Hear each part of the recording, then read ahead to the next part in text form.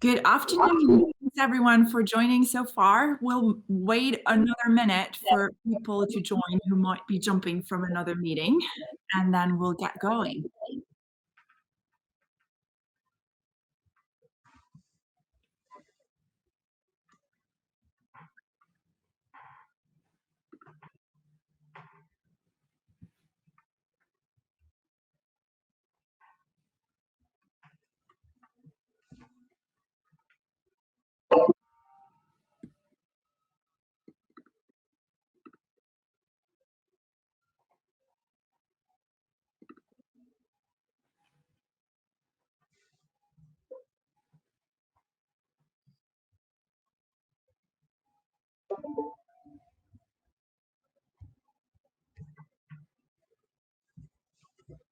Okay, we'll start this with the Swiss church bells. I'm not sure that you will hear it. I do. So it's kind of 0.6, no, sorry, 0.4 in Switzerland. Thank you for joining this afternoon. I have pushed already the studies that we're going to talk about in the chat, so you can retrieve it from there to look at further details. With me today is Dayann Charles from Verdantix. And actually, without further ado, I'm going to give the word to him to kick us off. Perfect. Thanks, Sabine. So again, welcome everyone to our webinar today on the current state of corporate real estate in Europe. As Sabine mentioned, my name's Dayann. I'm an industry analyst at Verdantix in the smart buildings practice. So I'll just give a quick overview of Verdantix and what we do. So we're an independent research and advisory firm with 4 practices that revolve around digital strategies. So our 4 practices are environment, health and safety, ESG and sustainability, operational excellence, and the team I'm in, which is smart buildings. And for this project, we worked with Locatee to run a study into the corporate real estate manager market in Europe, and it actually follows a similar study we produced and we conducted in the US market a few months back, and that's something we will reference throughout the study as well.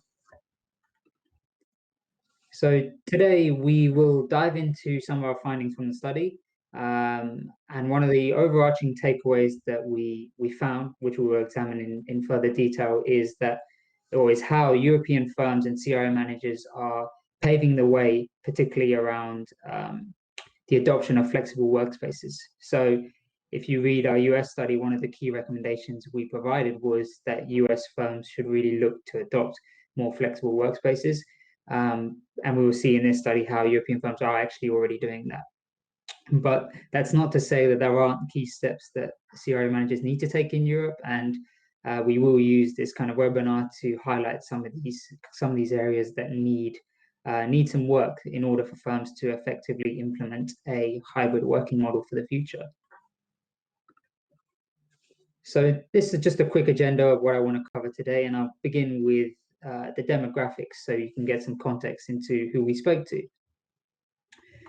So as part of this study, we spoke to 51 corporate real estate managers in Europe, and they were primarily from large firms. So over 80% of our respondents were from firms with more than 10,000 global employees.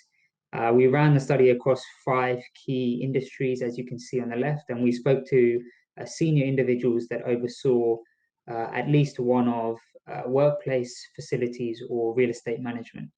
And in many cases, these guys covered more than one of these areas.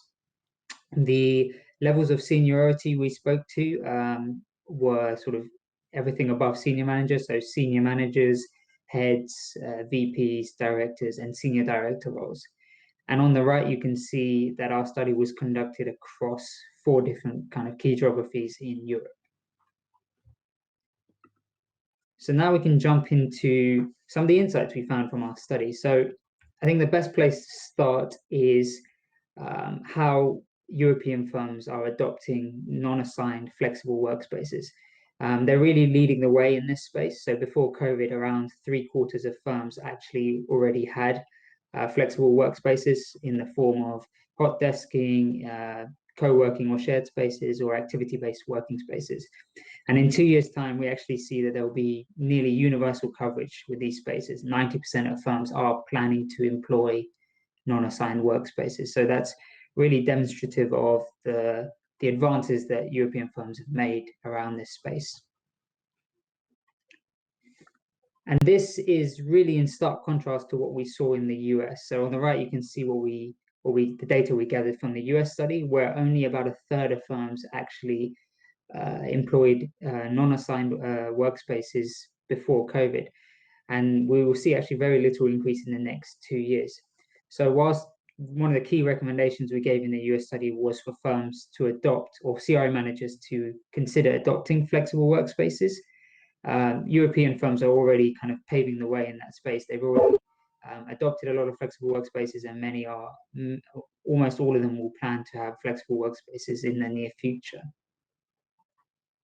What I find quite interesting here is both regions, though, put an emphasis on co-working spaces. I mean, Europe even more than the US does, but both seem to acknowledge them as part of the new workplace environment they want to put out.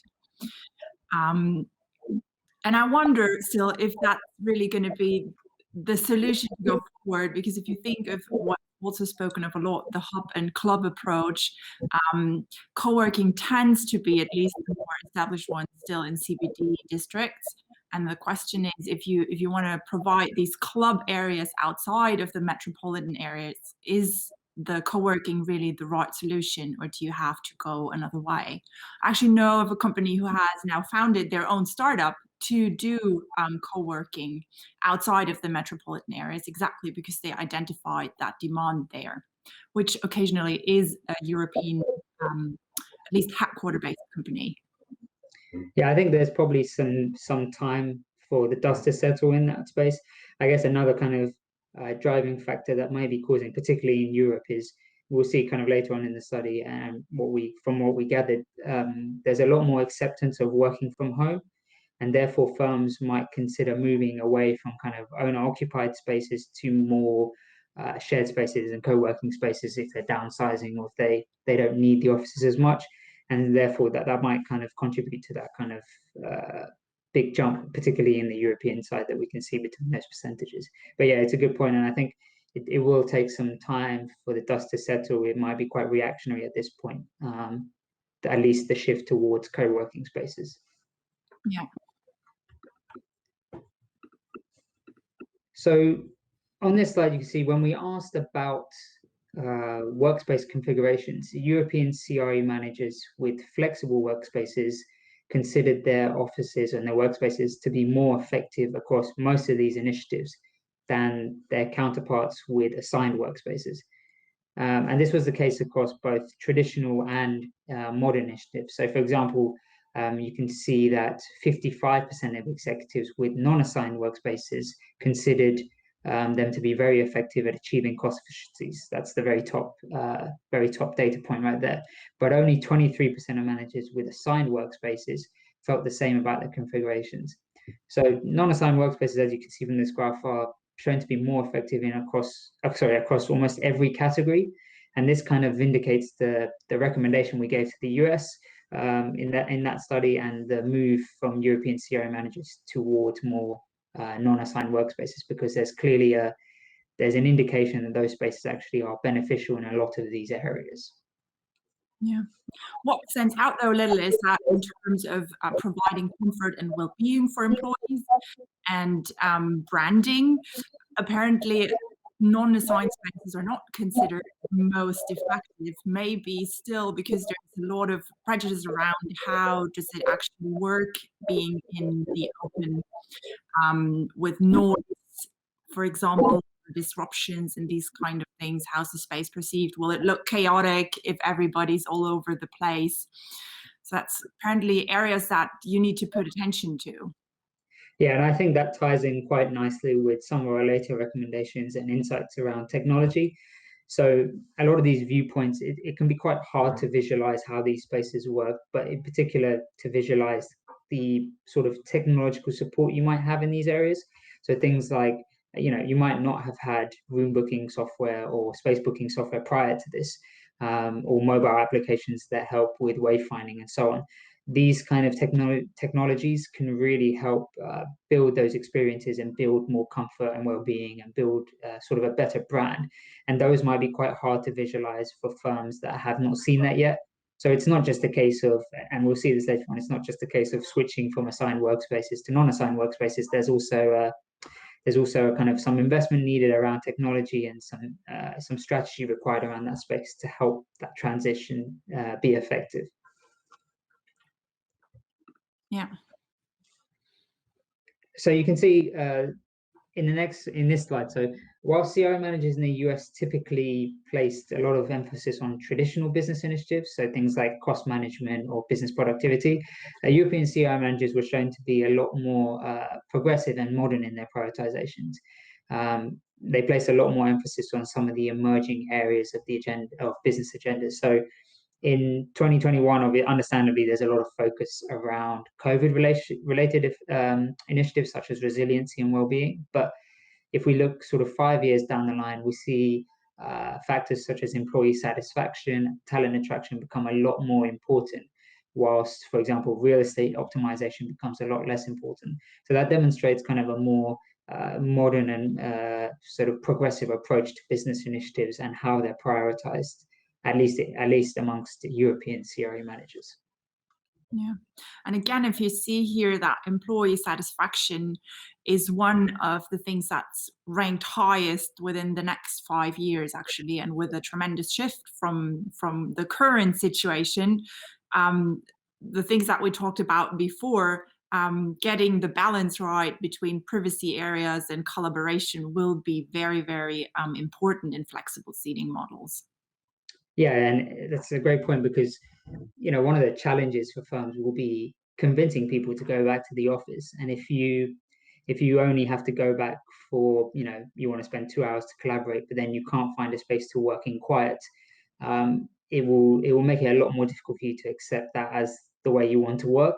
So it is, as you mentioned, it's really important for these firms to find that balance between spaces, and data and tools will help kind of understand what employees need and what employees want, and they will help with kind of these office designs. And then in turn, this can help employee satisfaction, so they feel like they get there's a great benefit for them coming into offices and using those different activity-based workspaces depending on what they need. I haven't said it before. I will quickly say it now. We're happy for your questions, of course, so feel free to pop them into the chat and we'll tend to them. So what we've seen is that many European CRO managers have already taken up the call to implement flexible workspaces, and consequently they are benefiting from the broad advantages these configurations bring. These managers also hold a more modern approach towards business priorities, which will really help stand them in good stead going forward. So we will speak about that kind of in more depth as well. So I think the next part of our study is looking at kind of the CRE manager role themselves and how that's changed in the recent past. So in the last year, the level of responsibility for CRO managers has changed quite significantly, as you can see on the graph. So most saw their responsibilities in either operations or strategy or both increase. And many also began collaborating with other business units a lot more closely. So overall, 3/4 of CRO managers saw an increase in at least one of these 3 areas. CRO managers, it seems like, are the most well-informed or one of the most well-informed individuals in the organization, and they have oversight across sort of different verticals and different areas of the business. But unfortunately, as you can see, the fourth bar there, that's kind of where their responsibility ends. So only 49% of CRO managers stated that they now have budgetary sign-off. So despite all this kind of deep responsibility and involvement across the business, more than half of CRO managers say that they are subject to the discretion of someone else when it comes to budgets. And that someone else is almost always someone who's less well informed. In another part of the study that we conducted, we found that 96% of CRO managers consider budgetary limitations as a significant or very significant challenge. to achieving business success, and 82% believe the same challenge exists around stakeholder buy-in.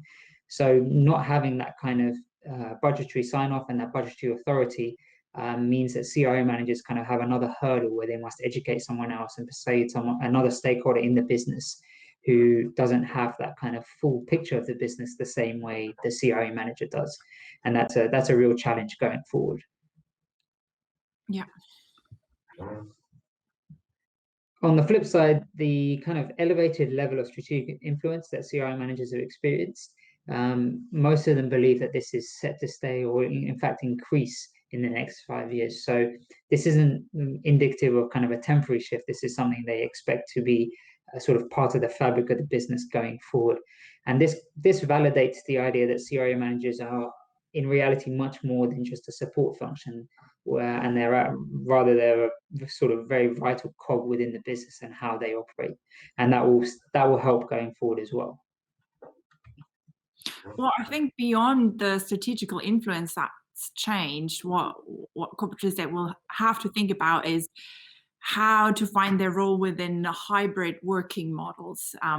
What kind of organization sits with HR when it comes to remote work, and what will be covered by CRE, or will there maybe even be a dedicated chief of remote work who takes care of things? So that's an interesting thing to figure out along the way as well, how that can be handled frictionless. Yeah, and that's a good point. I think it is a real challenge for firms. Something they really haven't come across is how they're going to delegate that work. One of the things that's really important is trying to kind of make a seamless, kind of consistent experience across the workplace. And it can be difficult for one person to manage sort of everyone on site and everyone at home and everyone in between. So part of the job and that kind of strategic influence they've gained is for CRO managers to kind of understand that challenge and delegate accordingly, so that the experience is strong across all kind of locations, irrespective of where you're working or how you're working, so that everyone kind of gets that same level of access and visibility that they want from the organization. Yeah, I think that's actually going to one of the questions we just received. I'm going to pick it up because it's topical now, which is how would CRE managers manage remote working? Which is exactly that. You need to make sure that the experience for people at home and for people on site is the same, which is really hard because it isn't. And it can't be because you're on screen opposed to on site. You need to make sure that you have really good tools and support to make it as close as possible to the same experience. And that, of course, is something that corporate real estate can't do on their own in the beginning. They need to work with IT and they need to work with HR to identify actually the problem areas where things need to be done. And I think, as you mentioned, HR is really important in that. That will be really important to kind of the communication aspect and kind of gauging the feedback and speaking to different people in the organization to understand their requirements when they work at home, when they work in the office. So as we mentioned, CRO managers, they shouldn't think, they have this elevated level of responsibility, and they have all this kind of oversight over the business, but they shouldn't think that it's a one-person job. They should really work closely with other units within the business and use that to kind of build and refine. So it's obviously they won't get it right the first time, but it's a case of having that feedback, working with these other teams and refining that experience, so you can make sure that there's enough communication with people at home, they have enough access to tools, you have kind of there'll be considerations around data security and so on, depending on your business. And those are the kind of things that CRO managers have to work with other people within the business to be able to kind of build that experience up and make sure that it's fairly comparable to what you would get in the office, and take advantage of the fact that people now are working from home in a different environment. Yeah, and they have already done it. I mean, when the first lockdown came, it was more of an ad hoc thing they needed to handle, but they did it together with IT and HR and made sure everybody had their computers at home and got not necessarily the equipment, though some companies actually had a look at the ergonomics of people's home office settings as well. So there has been some experience with it, which of course has not been ideal because it wasn't a planned situation, but rather springing from crisis and jumping into actions. And I think for people coming into the business as new employees, it will be easier as these firms kind of build from the ground up what that experience should look like. Like you said, one of the very difficult aspects is that for us, we were all just thrown in suddenly. And even at Verdantix, I've seen it myself. The tools we started using at the beginning are not the tools we're using now. We've refined the experience. There've been different approaches.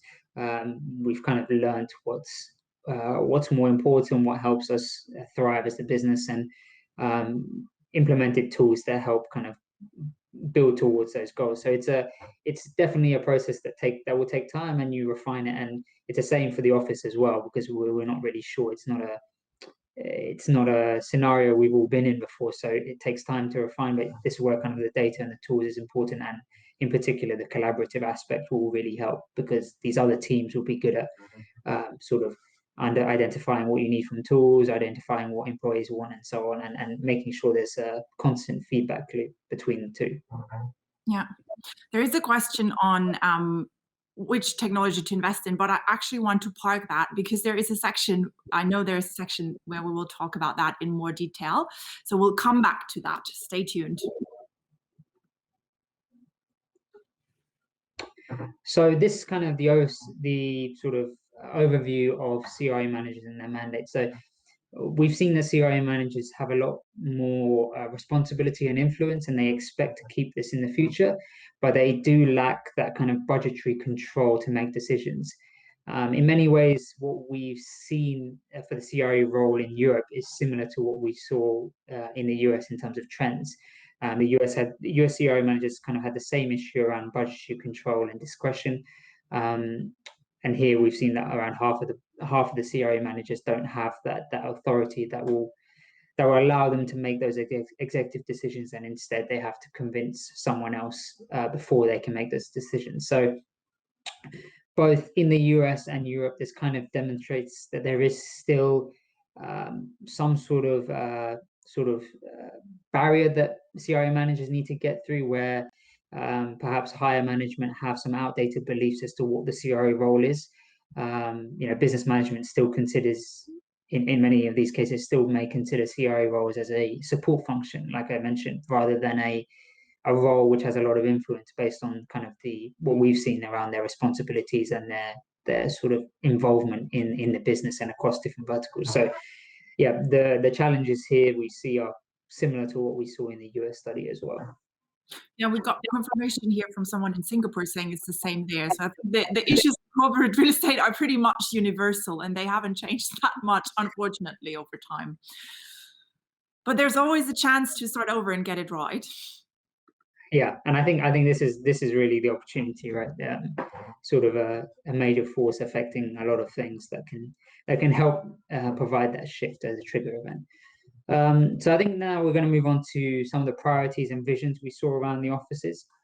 So the first slide, we see that CRE managers view the shift towards flexible working models as the primary challenge in the coming years. So 55% executives stated that it will be a very significant challenge. It will be very significant in changing kind of their role and responsibilities over the next 5 years. And kind of going further on that, 90% of CRO managers view the employee desire to work from home as a significant challenge. And 94% believe that inflexible building and systems design will be a hindrance to achieving their kind of business initiatives and goals. From what we saw in the study, European firms are sort of a lot more accepting of this new approach to working models and integrating a lot more flexible working, and many have already kind of taken the steps accordingly. So the transition to flexible working is already in motion. 35% of executives we spoke to have already moved to more flexible or home working, and 57% either are currently undergoing that or plan to do so in the next 2 years. So there is a clear shift towards more flexible working in the near future in Europe. Yeah. What I find interesting is that as a challenge, a lot of the CRE managers see in Europe the inflexible building and systems design that is in place, which kind of shares some of the concerns with the landlords as well. So of their share in this, of providing the right structures to actually build for the kind of things the workplace environment will need, which I find very interesting. And I actually think that's a question that a lot of the landlords are asking themselves, if their portfolio is still fit for the things that are to come. And I think that's a great point, and particularly that the impetus is in sort of or the ball is in their court as well. There's a lot more demand from firms to have more amenities, to have more services, to have spaces that are more conducive to these kind of new agenda points, and therefore landlords have to react. And if they don't, they risk sort of falling behind and losing contracts and not being able to renew contracts. And that's kind of where CRO managers can get involved as well, because a lot of CRO managers we spoke to are involved in sort of lease contracts and negotiations, and they can use that position to demand more. And it really is, there is onus on landlords to react to that, because otherwise they will be left behind by spaces that offer a lot more amenities, a lot more services. They might be more focused on sustainability or health and well-being, and so on. So really has it's really an effect that has funneled down across the kind of, or funneled down through the supply chain as such, that both CRA managers themselves and landlords have to think about this a lot more in order to appease or provide more comfort and well-being and a better experience for employees. Absolutely.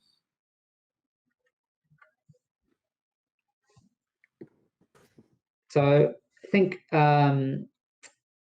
this is kind of where we see a contradiction. So despite the fact that CRE managers are quite clear on flexible working models for the future, they're indecisive and inconsistent around sort of their vision of the office in the future. So on the left, you can see 51% of offices, 51% of CRE managers believe that offices will be redundant in 5 years' time. But a large percentage of firms, as you can see on the right, are enlarging portfolios or downsizing their workspaces. So there's a little bit of contradiction there, and I think that can be explained by some firms kind of reducing their number of sites because of more home working, but the sites they do keep, they might need to expand to accommodate for more activity-based working and social distancing guidelines and so on. And there also will be some firms that we spoke to who are experiencing growth or high levels of growth, and they just require more space. But what these kind of two data points really show is a contradiction, that despite believing that offices will not be or will not serve a purpose in the future, many CRO managers are actually investing around their offices in the short term, and in many cases expanding their portfolios. So there's kind of a misalignment, or there's not a sort of there's no linearity between what their long-term vision is and their short-term plans and the actions they're actually taking at the moment. So that's something that will be compounded in the next slide as well. Yeah, I would take a quick, not a break, pick up a question here again, which is how can corporates deal with vacant office spaces? Which I think, looking at these answers here as well, it's like currently they don't, or they only do to a certain degree, keeping all options still open and what can be done, and only possibly getting rid of vacant spaces where they're 100% sure they don't need it anymore. But most companies currently are in a on hold position where they're still establishing what needs to be done, what their future demand is going to be, waiting for their hybrid work to actually realize, or the hybrid work world realize itself, because currently there's no certainty as to how the adoption of the future work environments actually will be. Yeah, and that's one of the things we, in sort of later on in the presentation, we'll speak about is technology and tools being a vital part of that kind of understanding phase.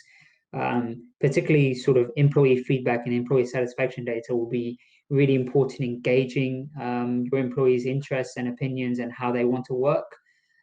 So that and kind of occupancy data will be really helpful in understanding how people want to work. And these sort of opinions are subject to change as time goes on, right? We're still, at least in Europe, in the UK, for example, we're still coming out of lockdown. We're not, there's no, working from home is still part of the government guidelines where possible. Whereas people get vaccinations, they get both doses, their confidence might change. They might be more open to coming back to the office. And in that case, if you've reduced your office spaces by too much, you would then be um, unable to accommodate your employees. And if that's the case across an industry, and loads of offices have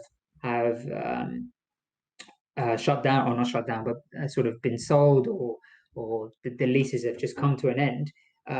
If the demand suddenly skyrockets, then the price of those leases might increase, and you might be paying more than you were before, where it might have been more economical just to keep that space, or kind of freeze that space until you know what you really need. So I think there's still time for people to understand, and there'll be a period of kind of data gathering, and it'll be case by case depending on the business, how people want to work, and understanding how you should go forward based on that. So I think it would be unwise to take in any situation. It tends to be quite unwise to take quick decisions like that, selling a space, or just ending a lease without understanding what your employees actually want in the future.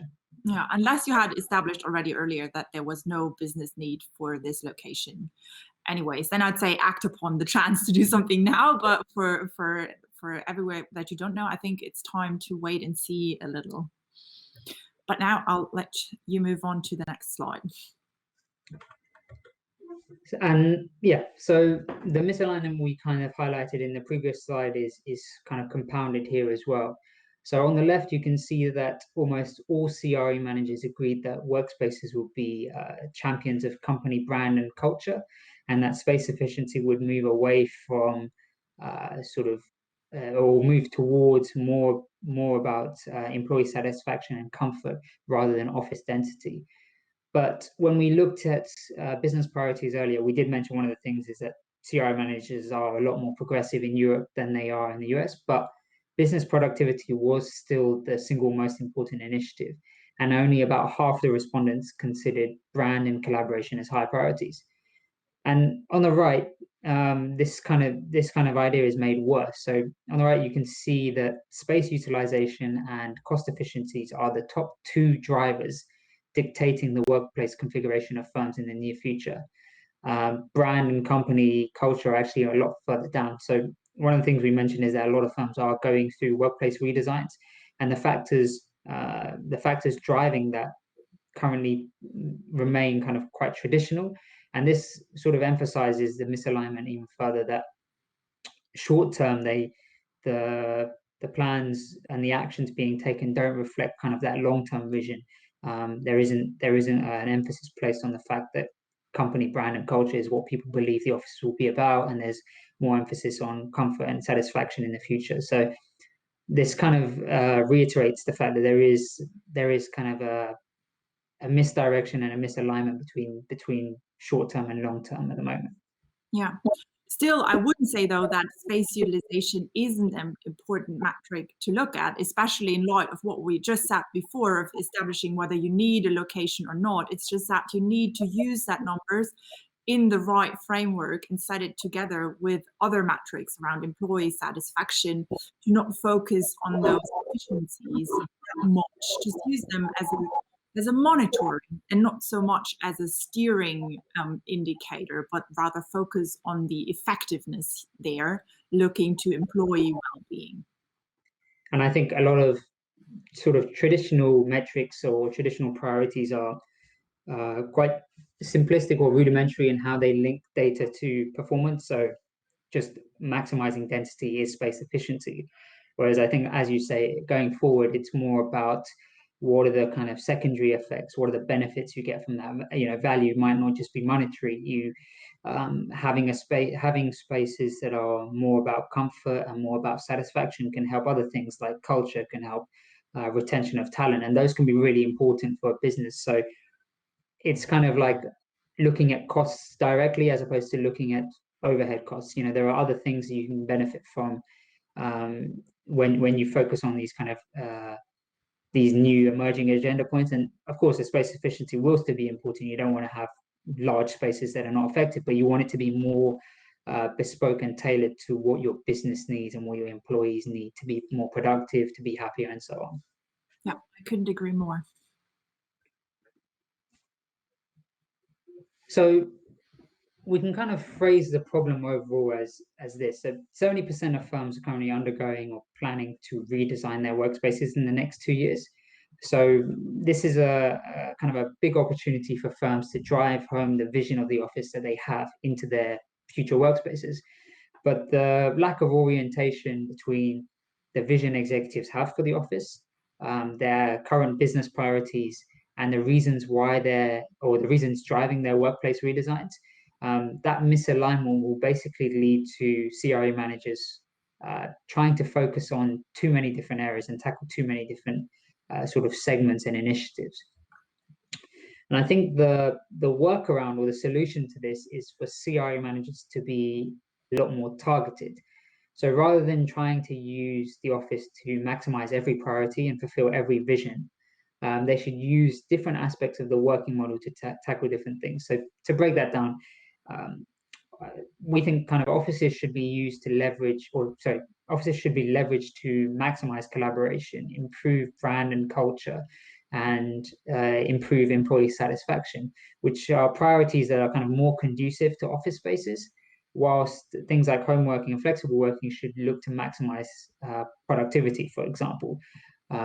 It's very hard to kind of build culture and build brand when you're working over Zoom, for example, all the time. But office spaces are really sort of tailored to that. They can be really beneficial in those spaces. So seeing as CRE managers are kind of a lot more accepting of home working and flexible working in Europe, this kind of divide and conquer approach makes a lot more sense. And it also means that even if CRE managers currently believe that offices will be redundant in sort of 5 years' time, they can maximize the remaining value that they have. So, one of the questions was, what can we do with vacant office spaces? You can really make them a hub of collaboration, a hub of brand and culture, and build that into the business. And that sort of returns more value from those spaces in the future. And particularly if they kind of are successful in those areas in cultivating brand and culture and helping attract new talent, and they bring a lot of new value to the business going forward. And you might change your mind, or CRE managers might change their minds around that. They might see that there's a new purpose. It's not necessarily about productivity, but there's a new purpose to offices, and they might consider in 5 years down the line, okay, we don't want to have as many offices as we used to have, but offices still provide a sort of a strategic benefit for us, and we want to keep as many as we can in certain locations, for example. Yes. So the last section we will look at is around how data and tools kind of factors into this, and we've already mentioned it a lot, but it really is vital to kind of succeeding with some of the steps we will suggest at the end. So you'll see on the left here that European firms, despite the fact that they're sort of leading the line in terms of adopting flexible workspaces, they fall well short of their US counterparts when it comes to data and using data as part of performance measurement. So European firms are severely lacking in some of the key areas they considered priorities. So for example, only 57% of European firms use satisfaction data or employee satisfaction metrics as part of their performance or their performance measurement, even though it was the second most important priority in the next 5 years. Footfall data, you can see there, is rarely used as part of performance metrics for firms. And this will be really important in the future, as we've already mentioned. It's really important to be able to understand how employees are using spaces and being able to change the purpose of those spaces accordingly. And the fact that the European firms are not collecting, or at least not using that data as part of performance metrics at the moment, is a sort of a severe a hindrance for their success in the future. So when we spoke to CRE managers, they were very much aware of the challenges around data that they face. So 82% of executives said that poor data and information access was a significant or very significant challenge to their success. But the graph that we have on screen now shows kind of a more mixed landscape. At the moment, you'll see that, understandably, the highest areas of data collection are sort of COVID related, but areas such as occupant comfort and well-being data is a lot lower down the graph. And what is more counterproductive is that in some areas, I think you can see in some areas there are actually CRE managers that expect to reduce their collection. So, for example, 29% of firms are looking to decrease their collection of employee satisfaction data.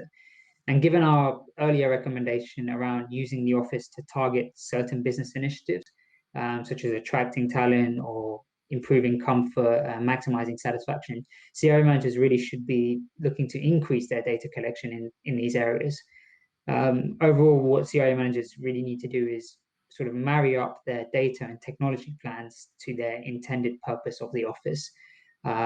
So we suggest focusing on areas like collaboration, brand, culture, and satisfaction. So data in those areas, such as comfort, turnover, and footfall data, should be increased rather than decreased or not collected at all.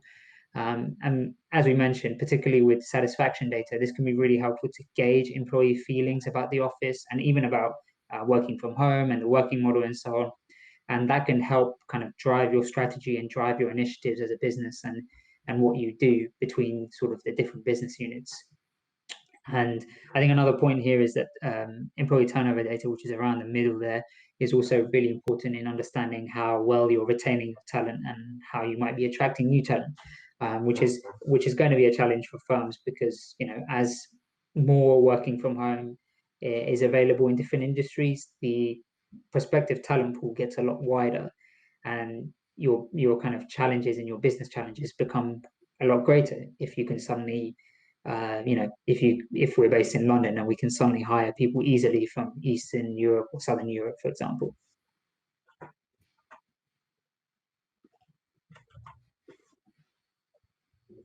So what do we think CRE managers and businesses should do? This is kind of an overview 4-step plan. So firstly, control around budgetary decisions must be handed over to CRE managers. This is actually a recommendation we gave in the US as well. But CRE managers, as we've seen, have an elevated level of influence in the business. They collaborate with many verticals in the business, so they're really well placed to make those investment decisions, being so well informed. And removing this barrier will be especially important with the last step of this process, which is around technology and data decisions. But CRE managers really have enough oversight to make these decisions themselves, and they should have that kind of budgetary authority that will help them kind of have the end-to-end process in their hands as such.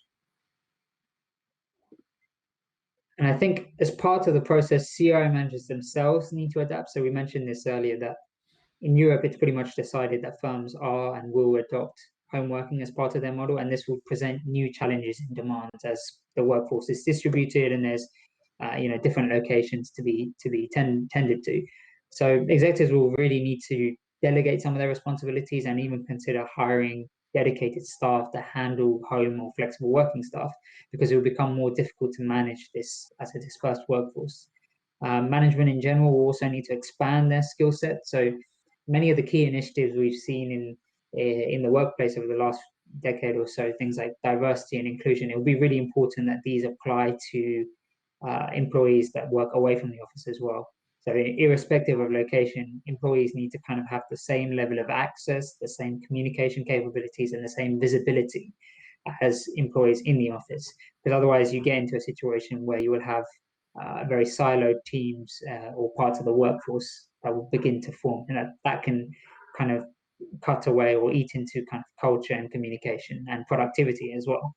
And the companies that do this the best, I think, will be the most successful in adopting flexible workspaces, and in particular attracting and retaining talent, which will be really important going forward. Thirdly, I think CRE managers, we mentioned this, that they need to be more targeted with their efforts. So adopting a divide and conquer approach to offices. So rather than using offices to target all the key initiatives across all segments of the working model, executives should use workplace redesigns which in many cases have already begun or already set to begin in the near future. They should use these to target office-specific initiatives. So we mentioned maximizing collaboration, maximizing comfort, promoting brand and culture, and employee satisfaction as well. Those are some of the main ones. So not only will this kind of align better with the vision that CRO managers have for the office in the future, but it will also sort of revitalize these office spaces and provide new value and purpose. And in the long run, this will have a lot of sort of offshoot benefits. It will help with brand development, with attracting new talent, and create kind of a self-sufficient cycle of value for offices. And that's not to say other initiatives should be forgotten about. Of course, productivity is always very important, and those kind of initiatives should be the focus of flexible and home working. So how can we maximize productivity when people are working from home? If that's a major part of the working model, then that's where that should be focused in order to kind of use each part of the working model to bring the most value where it can. And finally, to supplement kind of step 3 and everything we've seen before that, and sort of generate and measure success, firms should invest in data and technologies in the workplace that cater to the specific initiatives highlighted. These technologies will help create more appealing working environments that help build that culture, that help support that collaboration, and it gives employees a reason to go into the office, and in turn will help kind of innovation and collaboration in those office spaces. So some of the data sets that are really important, I think, are, employee feedback is especially important in the future because this is all very new, and these data sets can really help sort of HR teams, executive teams identify pain points early on and allow you to kind of rectify these issues and maximize the success or the possibility of success in a hybrid working model. So it's not just a case of kind of using the data to understand or create kind of better experiences, but it's also to use that data to understand how successful you are in doing that and how your employees feel and different business units feel, and being able to refine your approach in these areas to sort of continuously improve those incoming benefits. Yeah, and I think what's important is to measure really the success and adoption of the tech that you put in place, because you can't accept or expect that the technology you put in place will solve all your problems. It's only as good as the adoption is of it. So you can put in really fancy stuff, and if nobody uses it because it's too complicated, nothing's really gained. But this is actually a point where I can come back to the technology question, which was for firms now looking to invest into technologies, which tools are the most relevant to begin with? Yeah, it's a good question. I just quickly I will come back to that. I just wanted to point out on what you said. I think one of the things that's really important about using those tools is having other business units help with that understanding about how those tools are being used, and helping or using those other teams to get the word out. So, for example, if you implement a new mobile app and you're worried that sort of uptake is a bit poor, you can use IT teams and HR teams to get those communications out, maybe put in some training so that people can understand how these tools can benefit you. And it might just be, it might be sort of a low value or low cost training session that brings a lot of high value from the actual the tools that you're implementing. So you don't, if you see that early on that there's not that much adoption of mobile apps, only 5% of people coming into the office are using mobile apps to book spaces, you might need to put out communication through HR. You might need to use that mobile app in a sort of training session, and people maybe get an understanding of how these tools can help them or help their experience, and then that can help gain wider adoption. Apologies, I've forgotten your question that you had said. I'm going to repeat it short. It was, which are the tools and technologies that are most relevant to begin with when you're looking into investing in it now? Yeah, so I think one of the things that we've seen in a lot of our research, one of the areas you should really focus on is around room booking software or space booking software that can really help um, engage employees and help with the employee experience so that, when they do come into the office, it's easy for them to know where they're working and they have a space available to them. And that kind of goes hand in hand with occupancy data. So alongside that, you want to be able to collect occupancy data. That might be through the same tool or a different tool, so you can understand how your spaces are being used, how long they're being used for. And this is where, again, the collaboration with HR comes into play. You might be able to sort of build an understanding of your workforce, what personas there are in your workforce, how they use spaces, and that can help going forward with your office redesign. So you might see that a lot of the IT team needs individual spaces. They don't do a lot of collaboration. So you'll need to have a set number of individual spaces when you redesign your offices. You might see that certain teams, I don't know, sales, for example, primarily use collaborative spaces. So you need to be able to have collaborative spaces available at all times of the day. And that can help sort of guide how you design your spaces and refine the way your spaces accommodate the different people in your workforce. And I think the other thing that's really important is employee satisfaction data. So whether that's through mobile apps with surveys on them or working with kind of HR teams, maybe for even qualitative data, but attaining that kind of employee feedback data is really important. Um, it might be something as simple as having a review on a mobile app that demonstrates their thoughts on how the mobile app is working, and that can help you understand what's going wrong, what's going right, where there may be areas of improvement. And I think it will be a slow process, right? Not I don't think any workforce is immediately all coming back to the office. Those kind of uh, the first few people come in, there will be kind of like a test for you. You can understand, are these spaces really up to scratch for what you need, and that sort of data can help gauge viewpoints. And I think one of the things that I mentioned earlier is that sort of confidence around the office may change as we go along, as hopefully we go past COVID and vaccinations become a lot more available. And sort of regular employee feedback surveys, maybe run through HR or through a mobile app, those can be really helpful in understanding how people may want to work. So, for example, even in Verdantix, we've already had one survey internally to understand, what working models would work for us and how much space we might need in the future. But the company plans on running another one once we're actually allowed freely to go back into the office, so they can understand if anything's changed, if confidence changed. People might come back to the office and feel like, this is great, I want to be here all the time, or I don't want to be here at all. And those changes are having that sort of feedback helps you accommodate those changes in opinion going forward.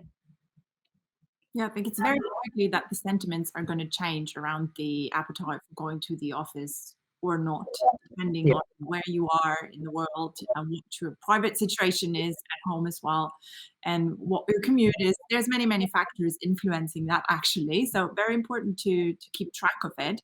Now we're moving into the questions section. And one that kind of ties into that is, now beyond the technology investment, how else can firms target better and more bespoke office experience?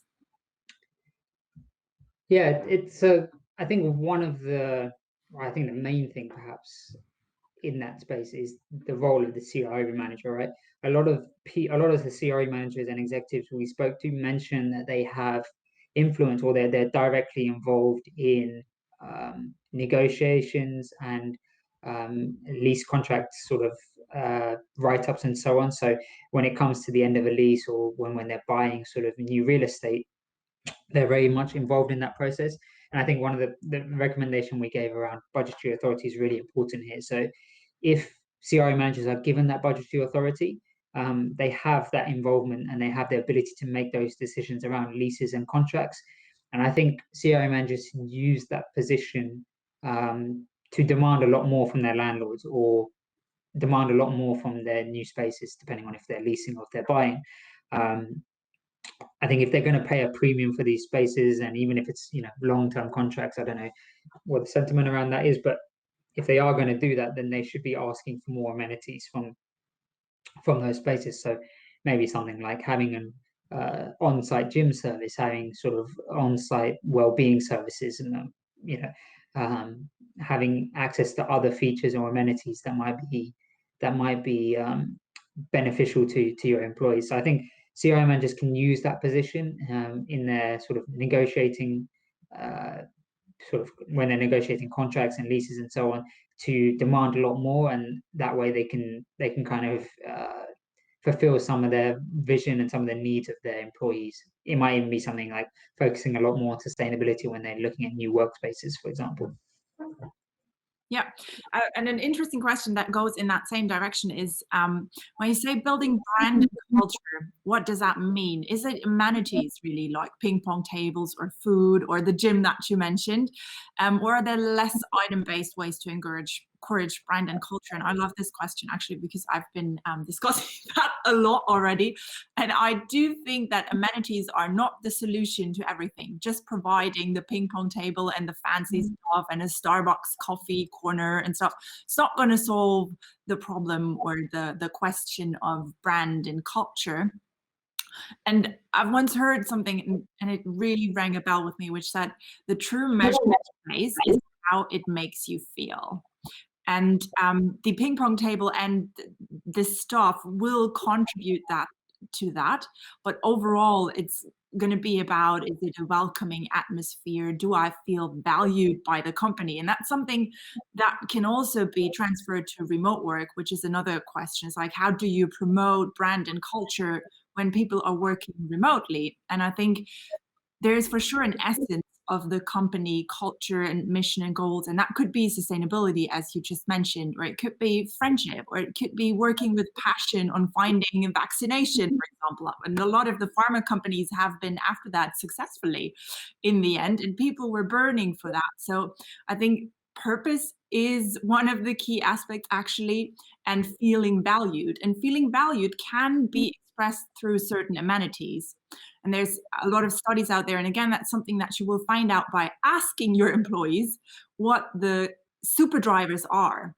I think for Google, it worked very well to provide snacks. For example, for our company, I can share it does work as well, because people are very keen on snacks, apparently.